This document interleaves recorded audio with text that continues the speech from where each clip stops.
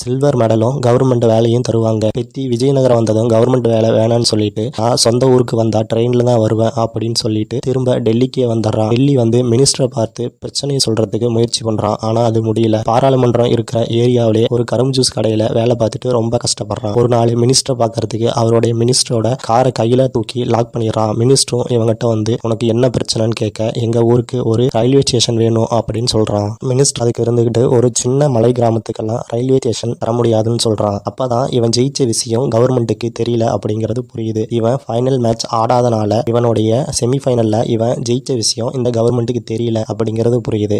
இப்ப பெத்தி நமக்கு நம்மளுடைய ஊர் கிராமத்தை பிரச்சனைய கவர்மெண்ட்டுக்கு தெரியப்படுத்த முடியும் அப்படின்னு முடிவு பண்றான். பெத்தி ட்ரெயின் ஏறி நேரா ஆந்திராவுக்கு போறான். ட்ரெயின்ல போயிட்டு இருக்கும்போது நம்ம நினைச்சது எதுவும் நடக்கல அப்படின்னு அழுதுகிட்டே போயிட்டு இருக்கான். திடீர்னு எந்திரிச்சு போய் ட்ரெயின் வெளியே காலை நிட்டுறான். கால் கம்பத்துல மோதி கட்டாயி விழுந்துருது. அவன் கொண்டு போன ஹாஸ்பிட்டல்ல சேர்த்துறாங்க. என்ன நடந்திருக்குன்னா, ஒரு நாள் கிரவுண்ட்ல ஊனமுற்றோர் செயற்கை கால் பொருத்தி ட்ரைனிங் எடுத்திருப்பாங்க.